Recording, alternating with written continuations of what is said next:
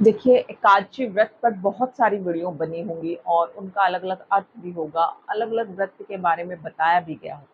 लेकिन क्या आपको पता है कि एकादशी व्रत क्यों किया जाता है? इसके पीछे कारण क्या है? और एकादशी व्रत कब शुरू करना चाहिए? कहने का अर्थ है कि ऐसा कौन-सा सही समय होता है जब हमें एकादशी का व्रत शुरू करना चाहिए? जी हाँ, बिल्कुल सही, क्योंकि देखिए क्या होता है, हम लोग क्या करते हैं ज़्यादातर जिस दिन एकादशी होती है, उसी दिन से एकादशी व्रत का पालन करते हैं और रात्रि 12 बजे तक एकादशी व्रत को धारण करते हैं। लेकिन क्या होता है कि जो एकादशी व्रत है, क्योंकि वो 3 दिन का होता है, तो इस बात को आपको विशेष ध्यान रखना है कि जिस दिन पहले दिन से वो जो व्रत प्रारंभ होता है, उस दिन आप शाम के समय ही अन्न का त्याग कर दीजिए। कहने का मतलब है कि हल्का-फुल्का भोजन कीजिए, साबुत अनाज को अपने खाने में शामिल मत कीजिए, जैसे जैसे दाल, चावल, कनक और जो आप मसूर की, चने की दालें खाते हैं साबुत, ये सब चीज़ें मत खाइए। इनका परहेज़ बताया गया है। और नेक्स्ट डे जब आप इस व्रत को करते हैं, तो उस दिन जो है आपका शरीर पूर्ण रूप से हल्का हो जाता है। कहने का मतलब ये है कि आप अध्यात्मवाद की ओर ज़्यादा ध्यान दे सकते हैं। यही कारण होता है कि अध्यात्मवाद में जब आप किसी चीज़ की ओर व्रत करते हैं, किसी भी तरह के व्रत को धारण करते हैं, तो आपका मन, आपकी आत्मा शुद्ध होनी चाहिए। क्योंकि जब हम अन्न का ग्रहण कर लेते हैं ना, जब हम अन्न ग्रहण करते हैं भोजन के रूप में, तो हमारा शरीर जो है थोड़ा-सा आलस्य से परिपूर्ण हो जाता है। आप कभी नोटिस कीजिएगा, एक वैज्ञानिक कारण मैं आपको बताती हूँ कि जब भी आप भोजन करते हैं, उसमें चपाती, दाल, चावल, रोटी, अलग-अलग तरह की सब्जियाँ खाते हैं, तो आपको बहुत जल्दी कुछ समय के पश्चात बहुत गहरी नींद आ जाती है। ये कारण होता है कि हमारे शरीर को आलस्य प्रदान करता है। लेकिन व्रत जो है हमारे जीवन में एक परिवर्तन लाता है, ये एक वैज्ञानिक कारण भी है और एक आध्यात्मिक कारण भी है। जो विष्णु पुराण है उसमें बताया गया है कि यदि आप जो है व्रत करते हैं और एकादशी का व्रत धारण कर रहे हैं और ठीक 1 दिन पहले शाम के समय आप भोजन का त्याग कर देते हैं, तो आपको ध्यान रखना है कि ऐसा करने से आपका शरीर जो है हल्का हो जाता है और आपका शरीर जो है, यदि आप कोई पूजा अर्चना करते हैं तो उसमें आप मन लगा पाते हैं। ऐसा क्यों होता है? देखिए क्या होता है, जब तक हमारा पेट भरा हुआ होगा, पूर्ण रूप से भरा हुआ होगा, तो हमें कुछ करने की इच्छा ही नहीं होगी। और जब वो थोड़ा-सा खाली होगा तो हम कुछ करना चाहेंगे, क्योंकि हमारे जो ब्रेन्स में कुछ सिग्नल जाते हैं जो हमें बताते हैं कि हमें क्या करना है। अब ऐसे में देखिए आपको किन चीज़ों पर बहुत ध्यान देना है। देखिए जब भी आप कोई व्रत करते हैं ना, तो एक चीज़ तो मान के चलिए कि एकादशी का व्रत का मतलब है कि आप अपने पितरों के लिए, अपने घर की सुख शांति के लिए, अपने बच्चों के लिए, आने वाली पीढ़ी के लिए एक ऐसा कुछ करके जा रहे हैं जो कि आपके मरने के पश्चात भी इसका फल जो है उन्हें प्राप्त होगा। और जो लोग एकादशी का व्रत धारण करते हैं ना, उन्हें मोक्ष की प्राप्ति होती है।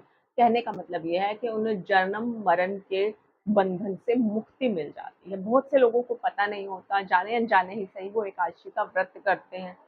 कुछ लोग तो भोजन ग्रहण करते हैं।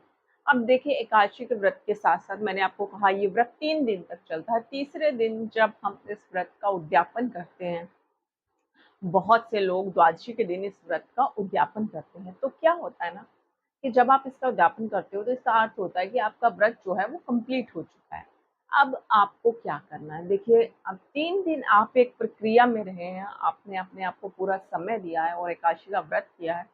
तो भगवान विष्णु आपको खुश होकर जो आशीर्वाद देते हैं, वो आपके लिए बहुत बड़ा ही एक कहें तो कह सकते हैं कि आपके जीवन में एक शुभ मंगल की कामना करने के लिए जो है एक बीज बोया जाता है, ऐसा कहा जाता है इस व्रत के लिए।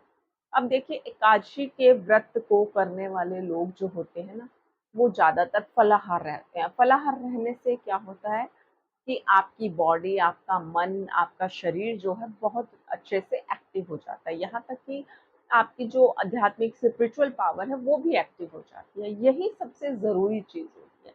अब आपको करना क्या है, जब भी आप एकादशी का व्रत करते हैं तो आपको फर्स्ट डे से ही रात्रि के समय से ही भोजन का त्याग कर देना है और कोशिश कीजिए आप ज़्यादा से ज़्यादा फलाहार करें। हाँ, जो लोग ठाकुर जी अपने घर में रखते हैं उनकी पूजा करते हैं, उन्हें एकादशी का व्रत ज़रूर करना चाहिए। क्योंकि क्या होता है कि अगर आप एकादशी का व्रत किसी कारणवश नहीं करते हैं या आपको पता नहीं होता है, तो बहुत सी जो हैं प्रॉब्लम्स लाइफ में आपके बनी रहती हैं। बट ये एक अकेला ऐसा व्रत है जिसको करने से आपकी बहुत सारी समस्याओं का समाधान हो जाता है। अब देखिए एकादशी का व्रत पूरे साल आता है और साल में जो है टोटल 24 एकादशी होते हैं। हर एकादशी का अलग-अलग मीनिंग होता है। अब यदि आप उन 24 एकादशी को कंप्लीट कर सकते हैं तो बहुत अच्छी बात है। अगर नहीं कर सकते हैं तो उनमें से कुछ एकादशी जो प्रमुख रूप से होती हैं, उन एकादशियों को ज़रूर कीजिए। उनमें से एक परिवर्तनी एकादशी विशेष है और एक कामाख्या एकादशी और एक देवउठनी एकादशी। ये मेन एकादशियाँ हैं, इन्हें आप ज़रूर कीजिएगा। अब आप सोच रहे होंगे कि हमने एकादशी के बारे में इतनी बातें की हैं, एकादशी का व्रत क्यों किया जाता है? इसके पीछे कारण क्या है? जी हाँ, बिल्कुल सही।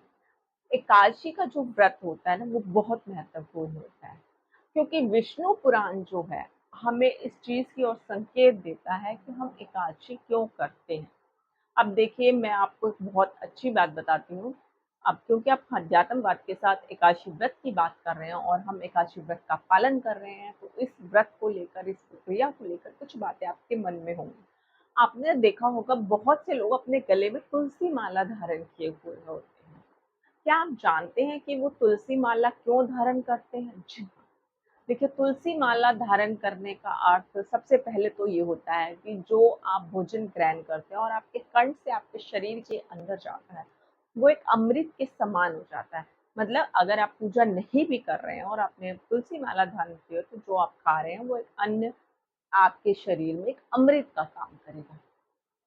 पर एक खास चीज़ और, जैसे आप लहसुन, प्याज़ खाते हैं, बहुत से लोग मदिरापान भी करते हैं, तो ये बिल्कुल निषेध होता है। अगर आप तुलसी माला पहनते हैं और ये सब कर रहे हैं, तो आप बिल्कुल मत कीजिए। ऐसे करके आप तुलसी माँ का अपमान कर रहे हैं और आपको ऐसा बिल्कुल नहीं करना चाहिए।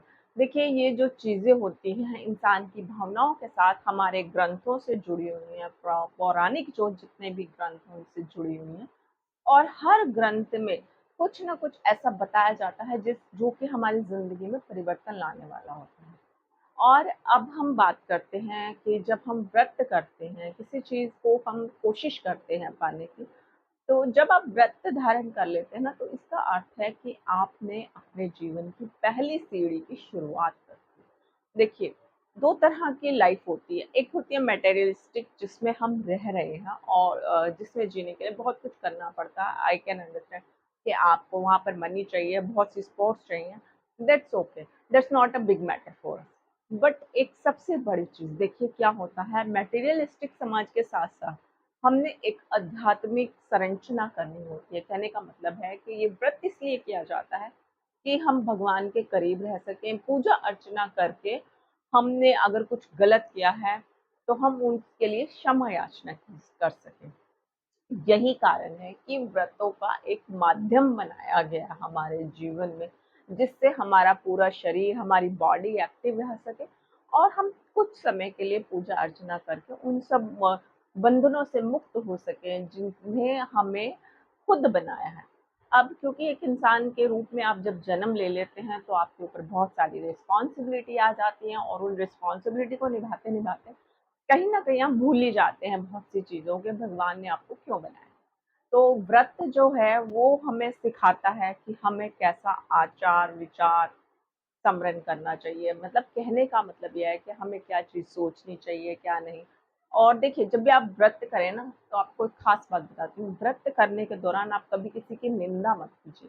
क्योंकि ऐसा करके आपने जो व्रत किया है ना, आप अपने व्रत को निष्फल कर देते हो। तो आप कोशिश कीजिएगा कि कभी भी आप किसी की निंदा मत कीजिए, किसी की बुराई मत कीजिए, क्योंकि व्रत का मतलब होता है शुद्धिकरण। जी हाँ, जब तक आप शुद्धिकरण नहीं करते ना अपनी मन, अपनी आत्मा का, तब तक आपका व्रत किया गया बेकार है। तो जब भी आप व्रत करें तो पूरे दिल से, पूरे मन से, पूरी आत्मा से कीजिए, ताकि आपको अपने व्रत का पूर्ण रूप से फल प्राप्त हो सके। तो ये था एकादशी व्रत का महत्तम।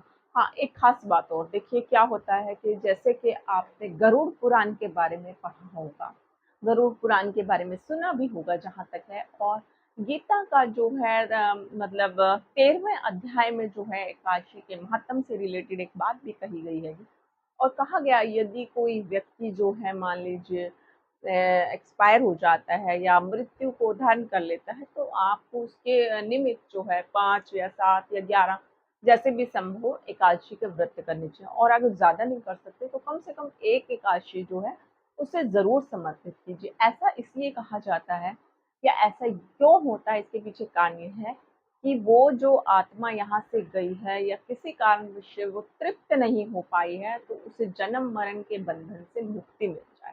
ये कारण है कि एकादशी व्रत को करने को कहा जाता है। तो ये था एकादशी व्रत क्यों किया जाता है, कैसे किया जाता है और क्या कारण है।